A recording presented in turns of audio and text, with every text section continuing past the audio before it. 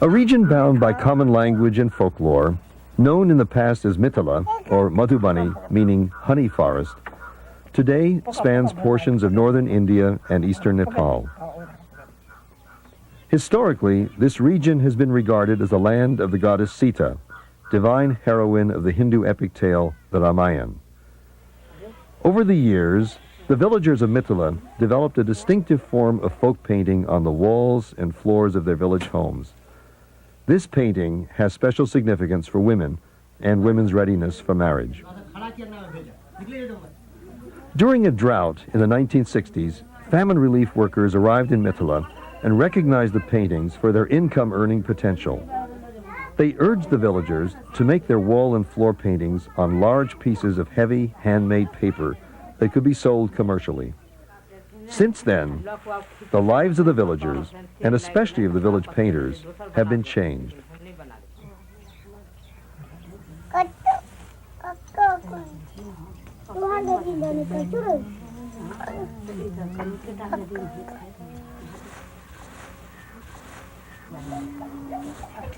All 5 village painters we are about to meet follow the main conventions of Mithila painting. Within these main conventions, certain castes follow their own traditions, and each painter has favorite themes and stories and paints them in unique, individual styles and colors.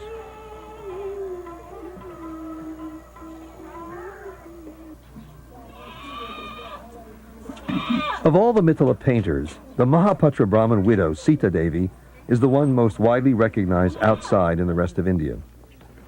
For the past 12 years, she has spent about half her time painting in Delhi.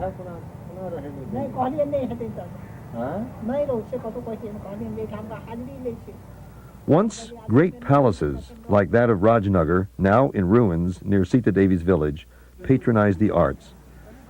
Today, it is often luxury hotels like the Akbar in Delhi that serve that function and supplement the income Mithila painters earn through their Master Craftsmen's Association and their many buyers in India and around the world. In December 1981, Sita Devi and her son and helper, Surya Dev, were visiting the Akbar Hotel's Madhuban room, which is adorned with their paintings. So what are the subjects of the paintings here in the Madhuban room? Here are 10 boards depicting 10 deities. Here are 10 other boards depicting flowers. Another 10 boards depict animals, though not all were installed here. And what is this picture? It is a picture of Ardhanarishvara, a divine half-woman, half-man. This is the deity that has rewarded our hard work. We people have also undergone long periods of self-denial and discipline. This is how prosperity has come to us. Today, our painting has given our children an education and has brought us some financial security. The more I concentrate on my painting, the more I am rewarded. We have founded an organization in Madhubani called the Master Craftsmen Association, whose symbol is the Ardhanarishvara. This is all the result of God's blessing. What's the large painting behind the bar? When Lord Indra sent the devastating rains on Gokula, Lord Krishna raised Govardhan Mountain on the tip of his little finger like a giant umbrella. All the people and animals of Gokula sought shelter under Krishna's giant umbrella and worshipped him, just as those rains brought havoc to Gokula. So droughts have often brought havoc to Mithila. It was during such a drought in the 1960s that Bhaskar Kulkarni arrived and began buying Mithila paintings, and when my son and I first came to Delhi. Sita Devi and her son Surya Dev soon became international travelers. In 1976, they visited East Germany and America. Shortly after their return to Jitwarpur, Sita Devi was heard to say, "After I die, I may go to heaven. But my goodness, America is heaven. And I have come back to Jitwarpur to talk about America."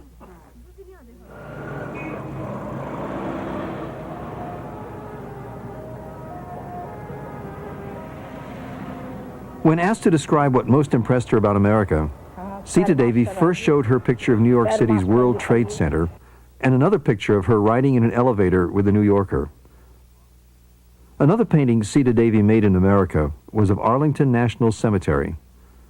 Coming from one of the most densely populated, land-poor regions of the world, Sita Devi was impressed by how much land was covered by the cemetery. She was also impressed that information about each person in Arlington Cemetery was recorded on a separate headstone. The trip that impressed Sita Devi most was not her visit to America, but her visit to the home of India's then Prime Minister, Indira Gandhi. She asked me to come and sent her social secretary to the hotel with a car to bring Surya Dev and me to her residence. Then Mrs. Gandhi asked me to do a painting, and I had only 2 colors with me, red and green, some paper, and a matchstick I use as a brush. While I worked, Mrs. Gandhi and her son Rajiv Gandhi and Sonia Gandhi watched. And what painting did you make? I painted the powerful goddess Durga. She's one of my favorites. I often paint her. Then Mrs. Gandhi asked me to color the painting. When I had finished, she asked what I wanted to do with the painting. I said I wanted to give it to her. Indeed, I ended up giving my painting of the powerful goddess Durga to another powerful Durga. Another important picture of the powerful goddess Durga was painted by Sita Devi and her son Surya Dev on the walls of the permanent village exhibit complex in New Delhi. Since the paints they use are impermanent indigenous colors, they wash away in the rain. Sita Devi and Surya Dev retouch the wall paintings each time they are in New Delhi. It looks like a village house. Yes, it does. And what is this picture? It's a picture of Durga. And what's on this side? It's the goddess Lakshmi.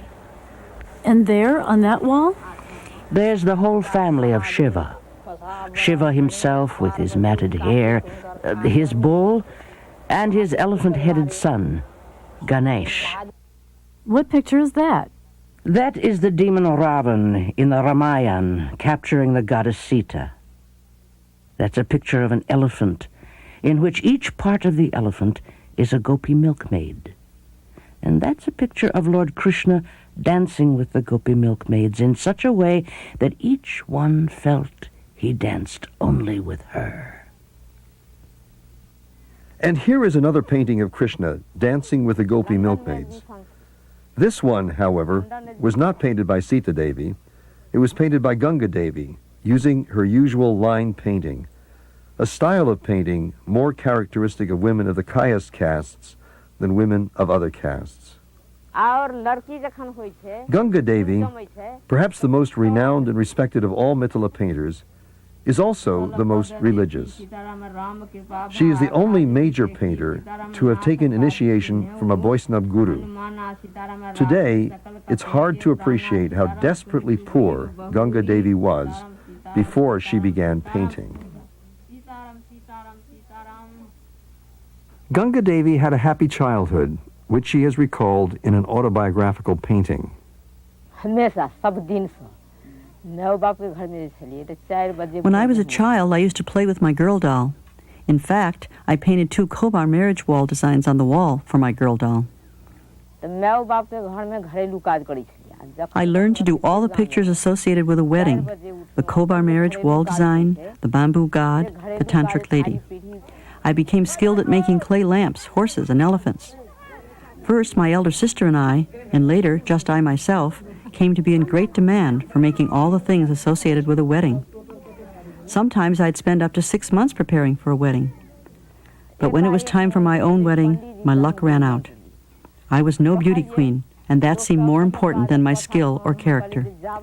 My family was quite prosperous, but that didn't help either. Finally, I was married. My brother had tried hard to get me a good husband, but he was not successful. When I went to my husband's village, I was pained to see the miserable condition of his household. It was hard to get even 1 full meal a day. Ganga Devi's poor nutrition hampered her ability to bear children. After 7 years of marriage, she had borne only 1 child, a daughter, who had died after a few months. So her husband, following the local custom, made arrangements to marry a second wife. Ganga Devi fasted for a month on the banks of the Ganges River to prevent her husband's second marriage. When she failed, she went to her guru. He advised her to stay in the marriage as a co-wife and to take up painting. When her husband's second wife moved in, Ganga Devi was initially treated as a household servant. But within 1 year of starting to paint, she received the National Award for Master Craftsman. The income from her painting brought her respect, and in time, her co-wife's son became her companion. One day, Ganga Devi walked from her home in Rashidpur to Jitwarpur to attend a meeting of the Master Craftsmen's Association. I remember every detail of that day. As I was leaving the village, I saw 2 women carrying pitchers of water on their heads. I discovered a nut by an orchard. I found windfall mangoes beside the road. I saw farmers plowing and harvesting in the fields, and a fisherman catching small fish in a flooded field. As I walked along, every inch of space seemed to be taken up. I passed domes herding goats. I looked up and saw a toddy tree tapper at work, and I was reminded of the palm trees I had seen in Moscow as ornaments outside a hotel. When I was traveling on a bus in Moscow, I saw a hotel that from a distance looked like a palm tree. I was surprised to see many electric lights and people taking food and going up in elevators. I tried to make a picture of it.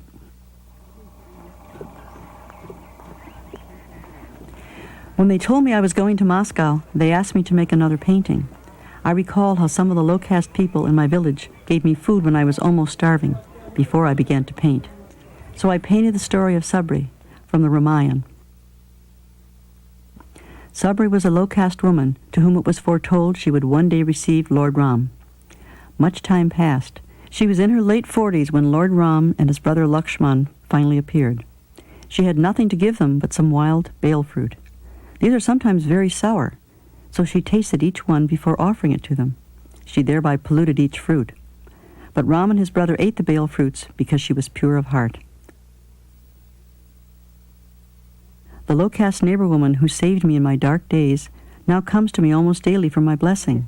She says, "You have suffered so much and succeeded. You must be a great soul."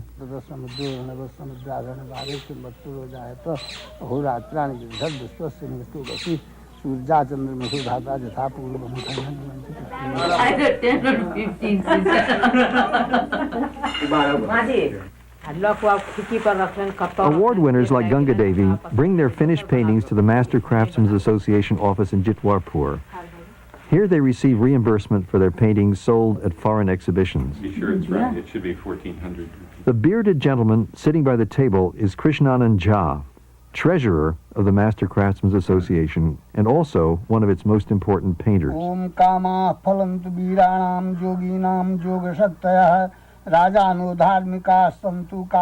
Jha comes from one of the renowned tantric families in the region.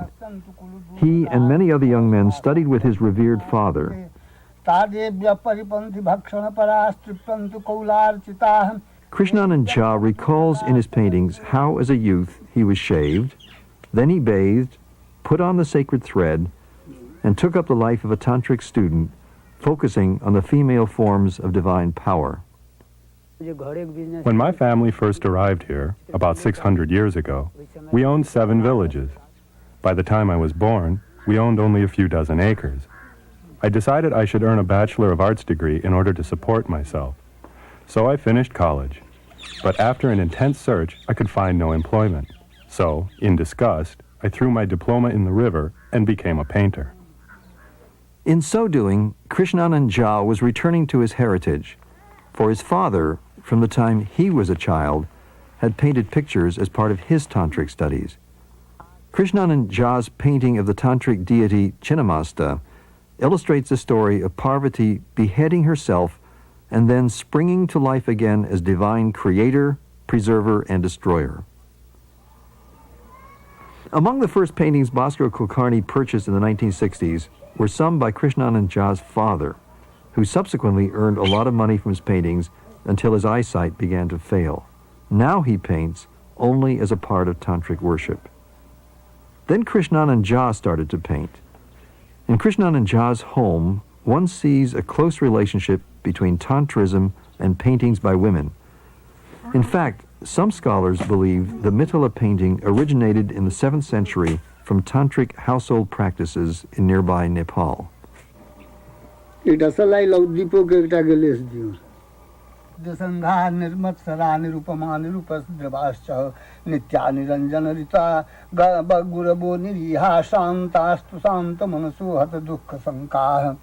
When I first began in the mid-1970s, I painted primarily tantric themes, the 10 forms of the mother goddess Kali, or her tantric symbols, and the goddess Mohakali, whose many limbs dramatize her many powers. Later, when I was assured of a market, I branched out to illustrate events from the famous epic, the Ramayana.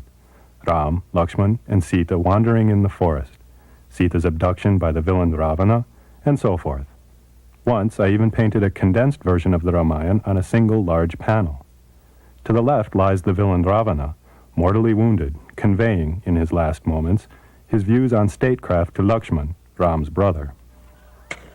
Though Krishnanand Jha does not fully follow such tantric precepts as wearing red clothing, he is still impressed by what his father taught him. For example, recently, when a young boy of the village was murdered, Krishnanand Jha played a key role in seeing that justice was done. The murder case began in the late 1970s when the mutilated body of Phul Jha, a 16-year-old relative of Sita Devi, was pulled from a well. In a village there are few secrets. It was well known that young Phul Jha had become involved with a youthful gang of smugglers from an adjacent village led by the son of the village headman. Phul Jha had bragged to the gang that he could arrange a tryst with a pretty girl from his village, but he failed. To punish him, the gang compelled him to lie on the ground, placed a pole across his neck, and strangled him by sitting on the pole till he choked to death.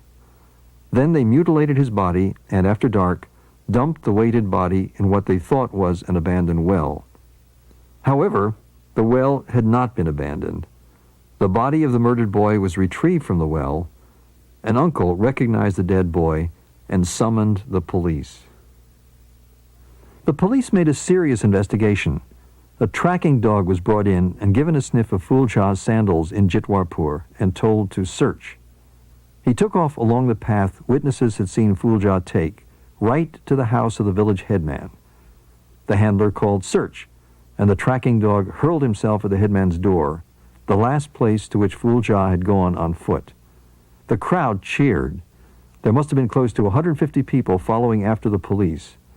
The headman himself was alleged to have personally murdered at least 6 people and never been prosecuted. The headman, his son, and the gang were all taken to jail. Then followed 8 years of court delays. Throughout this entire period, Krishnanand Jha convinced witnesses they should come forward, defended them when the accused lodged false court cases against them, kept up their spirits when they were threatened, all the while supporting himself by his paintings. Finally, after 8 years, there was a session trial in Madhubani court. The accused were found guilty. The impact on the community was tremendous. The villagers were overjoyed that justice had been done. The verdict was later reversed when the case was appealed to state court 100 miles away, too far for the numerous witnesses to travel. Nevertheless, the villagers felt that by pulling together, they had won a victory. Together, they had been able to bring some of the most powerful people in the village to justice.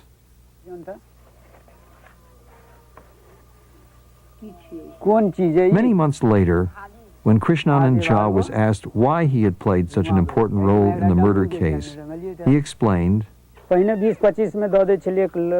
father used to say, a Brahmin should always serve as a model for others to follow. I did merely what my father taught me to do. Krishnanand Jha has lived a life different from that of his father. He paints for a living, and he is the treasurer of the Master Craftsmen's Association. Nevertheless, His village neighbors agree that he has lived up to the stature of his father. Om kama phalantu viranam yoginam yoga sattaya rajanu dharmika santu kale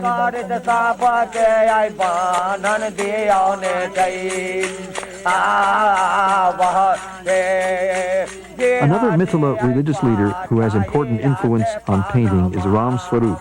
Ram Swarup is a renowned shaman and healer of the low-caste Dutsads. He is also a famous storyteller whose accounts of local low-caste deities are usually sung while being accompanied by a chorus of clappers. Seated behind Ram Swarup is his daughter-in-law Shanti Devi, who is preparing natural colors from flower petals.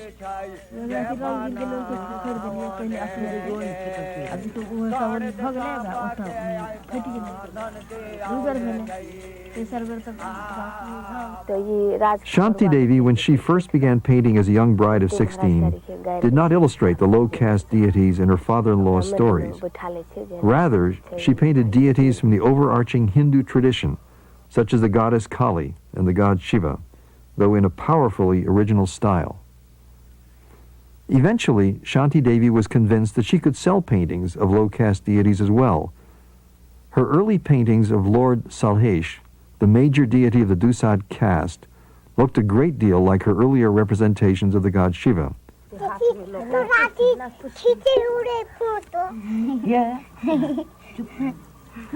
In colonial times, the British classified the Dusads as a criminal caste engaged in highway robbery.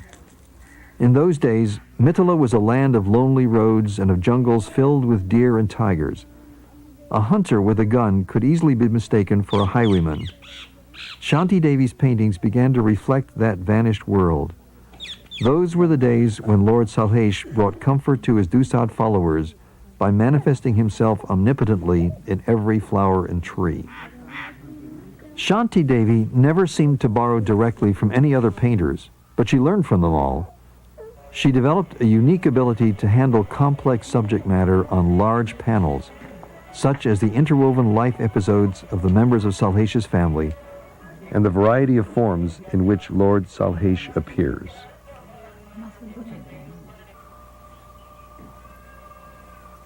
Shanti Devi's mother was widowed when Shanti Devi was only a few years old. Her mother supported herself and her children by breaking bricks into chips to use as road gravel and by working as a servant in the home of a Brahmin lady. One day, the Brahmin lady asked, "Why aren't your children in school?" Shanti Devi's mother replied that she thought schools were only for upper caste children, not Dusad children.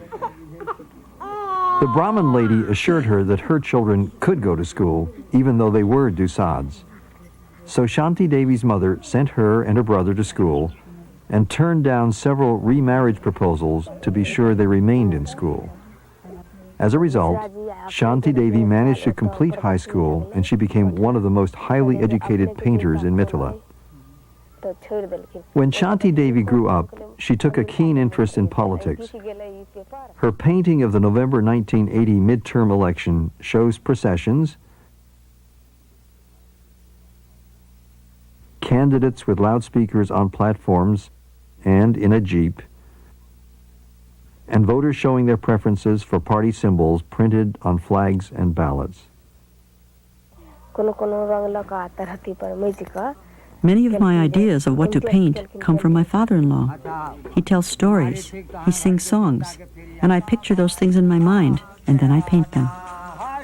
The story of Govind Maharaj has special importance for members of the low-caste Dusads. They believe Govind Maharaj to be a manifestation of Krishna, the Lord who plays the flute and is adored by peacocks and cows, as illustrated here in a painting by Shanti Devi. In ancient times, Dayans ruled the world and kept a careful watch on anyone who threatened their power. Dayans were women who practiced secret magic for evil purposes. In those days, a queen gave birth to a wondrous son, Karak. When Karak was 3 days old, the queen rocked him in a beautiful cradle that hung from the sky. But alas, the beautiful cradle caught the attention of the Dayans, and they brought it crashing to the ground. When the Dayans saw the wondrous baby sleeping in the cradle, they could tell that if he grew up, he would threaten their power. So they snatched him out of the cradle and imprisoned him in a cage composed of all kinds of living poisonous snakes. The devastated queen began to die of grief, but the god, Govind Maharaj, appeared to her and consoled her. He assured her that another child would be born to her on the evening of the second day. Then, unknown to the queen, the god, Govind Maharaj himself, entered her womb as a baby ready to be born. Sure enough, on the second day, the queen began to have labor pains. She sent a servant to fetch the midwife from a neighboring village. The midwife, who was a Dayan, insisted she be carried all the way to the queen on a palanquin. By the time the palanquin had been arranged for and the midwife had arrived and gotten down from the palanquin, the baby had already been born. When the newborn baby, who was really the god, Govind Maharaj, saw the midwife, he announced, "Be careful, she is a Dayan." Amazed, the Dayan midwife lied to the queen. "You have given birth to a Kama demon. Before the neighbors learn of this and spread rumors about you, put this Kama demon into a box and deposit it in the Ganges River." The Dayan midwife then bribed the royal astrologer to support her false story. The royal astrologer assured the king that the baby was a Kama and had to be disposed of. With profound sorrow, the king placed his baby in a box and carried the box to the Ganges River. The queen of the Ganges retrieved the box, rescued the baby, and with great delight adopted the baby.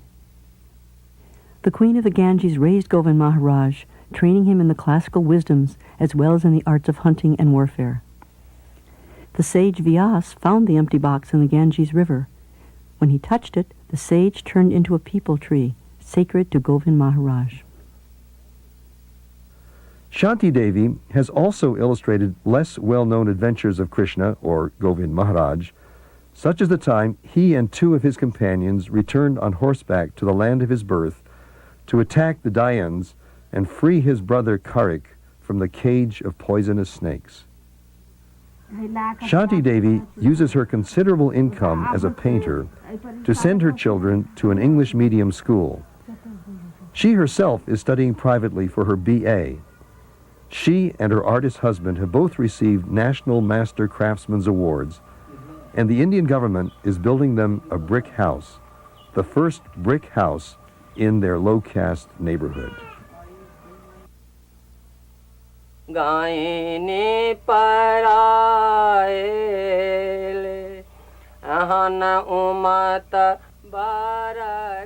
Crucial sources of inspiration for Mithila painters are the hundreds of songs and stories known by most villagers, many of them about snakes.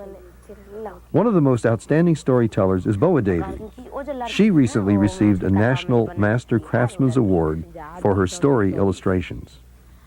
Boa Devi was asked to recount and illustrate one of her favorite snake stories. One day, two young boys, for their amusement, were throwing rocks at a pair of small cobras. They scurried near a young wife scrubbing her metal pots down by the pond. She pitied the snakes and tipped over two metal pots to protect them. Then she sent the two boys on their way. When they had gone, she lifted the pots. To her surprise, the snake spoke to her. "Young woman, we are most grateful that you have saved our lives, and we would like to repay you. We know you are an orphan girl. Though you are married, you have no family to whom you can return on special days. Let us become your family, for we can assume human form, and we have a substantial house. On the next special day, we will return in our human form to fetch you." The young wife, quite bemused by the prospect, agreed. The two snake brothers had a somewhat harder time selling their idea to their own family. The mother snake was immediately receptive. She appreciated the fact that her sons' lives had been saved, and she rather liked the idea of a daughter coming to visit. But the father snake was a problem. He was so full of poison that he was unwilling to change into human form, despite his sons' entreaties. Finally, the mother prevailed. She got the father to agree to curl up in some remote corner of the house on the next special day and let the mother and sons extend hospitality in their human forms to the young wife. When the next special day arrived, the two snake brothers assumed human form and set out to fetch their sister. They greeted their sister, who was both startled and pleased that things had worked out as promised. The young wife washed the dust from her brother's feet and arranged for them to take rest, while she prepared a meal for them and made sweets to take with her to her family home. Her brothers arranged a palanquin to take their sister home. Safe above the muddy road, borne in a palanquin by 4 strong men, the young wife had a very pleasant journey home. Following tradition, the young wife wept when she greeted her mother. Her mother displayed an earthen lamp to ward off evil spirits and washed her daughter's feet. And then, of course, the young wife washed her mother's feet, and they embraced. The mother prepared a special meal for her daughter. The only household work the mother allowed her to do was to light the earthen lamp at night before the household deities. Every evening the daughter lit the earthen lamp and placed it on what she thought was a lampstand before the family deity. The lampstand, however, was actually the head of the coiled-up Father Cobra. Each evening when the daughter placed the lighted earthen lamp on the Father Cobra's head, it not only assaulted his dignity, it also burnt him. Finally, the Father Cobra lost his patience. "This is too much," he exclaimed. "Not only am I treated like a lampstand, I'm also burnt on my head. I shall settle my score with that young wife with one fatal bite." The snake mother and sons were horrified at the Father Cobra's deadly threat. They pleaded with him, "She cannot die while a guest in our house, for that will bring dishonor to our family." Reluctantly, the Father Cobra agreed to wait till she was back in her husband's house before he killed her. The distressed mother thought of a plan that might possibly save her daughter's life. The day before her daughter left to return to her husband's house, her mother instructed her, "Back in your husband's home every evening after you've eaten, you must change your clothes, fry a little rice, add milk, and place it on leaves at your front door and in the middle and 4 corners of your room." The mother knew, as does everyone in Mithila, that fried rice mixed with milk is the favorite food of cobras. Having placed the food, you should recite the following prayer for the long life of your family. "King Cobra, bearer of sparkling gems, come into my house and fill it with precious stones. May my father, mother, uncles, aunts, and all their children prosper, for it is by their blessing that I eat milk and rice in a golden cup." Then clap your hands 3 times and say, "O saint, make it so, make it so." On the last day of their sister's visit, her brothers bought her a new sari and gave it to her as a farewell present. Her mother combed her daughter's hair in preparation for her journey back to her husband's house and made sweets for her daughter to give to her in-laws. The time arrived for the final leave-taking. The traditional tears and weeping were enhanced for the mother by her secret fears for her daughter's life. As the daughter got into the palanquin, her mother admonished her, "Be sure to follow my advice carefully." The palanquin took the young wife back to her husband's house. That evening, the young wife, after she had eaten and changed her clothes, fried some rice, mixed it with milk, and placed a little at the front door and in the middle and 4 corners of the room. In the meantime, the Father Cobra, despite the mother's entreaties, had set out across the countryside to kill the young wife. As the Father Cobra slithered into the young wife's house, intent on killing her, he spotted his favorite food, fried rice and milk, at the door and in the center and in the corners of the room. By the time he had eaten all of it, he felt pretty good. He then heard his daughter recite the prayer her mother had taught her. "King Cobra, bearer of sparkling gems, come into my house and fill it with precious stones. May my father, mother, uncles, aunts, and all their children prosper, for it is by their blessing that I eat milk and rice in a golden cup." The father cobra then heard his daughter clap her hands 3 times and say, "O saint, make it so, make it so." The snake father then said, "What a fool I have been to take offense at this young woman who only wishes the best for me and my whole family. She wishes to eat milk and rice from a golden cup. Let it be so." Since snakes are the guardians of the precious stone treasures of the earth, the snake father filled his daughter's house with sparkling gems and then slipped quietly away to his home village. The treasure the young wife received is similar to the treasure Boa Devi has received through her devotion to art. Boa Devi's paintings, including her paintings of snakes, paid for all the gifts for her first daughter's wedding, one of the costliest and most elaborate weddings the village has ever seen.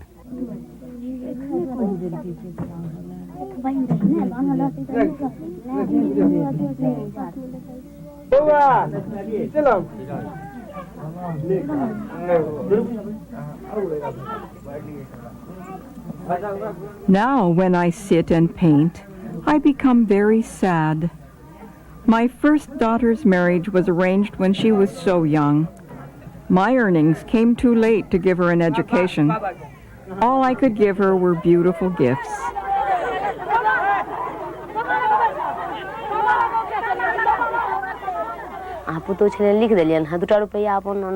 It gives me great satisfaction to pay for my second daughter's English school education. I hope that someday she can get a good job and earn a large salary.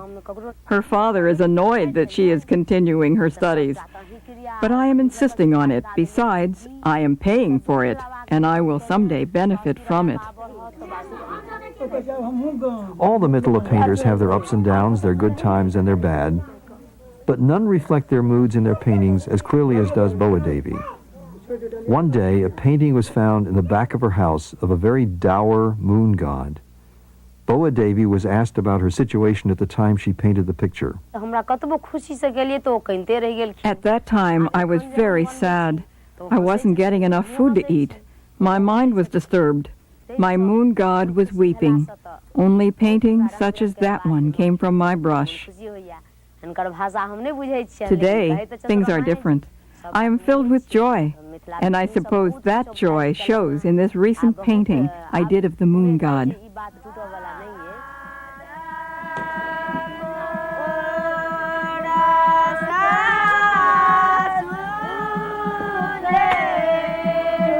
On the 6th day of the lunar month of Kartik, which usually occurs in November, villagers in Mithila celebrate Chait, one of their most important festivals. Chait is a time for family reunions and for wearing new clothes. It is also a time for fulfilling vows and worshiping the sun and moon. During the preceding year, married women may vow that if the gods grant them some boon, restore a family member to health, provide a generous harvest, and so forth, that married woman will make an offering to the gods and will worship the sun and moon at the next Chait festival. The morning before Chait, married women who have made such vows begin to fast. That afternoon, those married women, carrying bamboo trays holding coconuts, fruits, and sugarcane, stand in a body of water and watch the sun set. The next morning before dawn, those married women return to stand in the water with their bamboo trays again and wait for the sun to rise. The sun rises on an unforgettable scene of celebration, with children lighting sparklers, ritual objects on the shores, and priests and specialists repeating prayers. Only after the sun has risen do the married women come out of the water, feed Brahmins, break their fasts, and join the festivities. This painting by Boa Devi shows her representation of a Chait festival sunrise.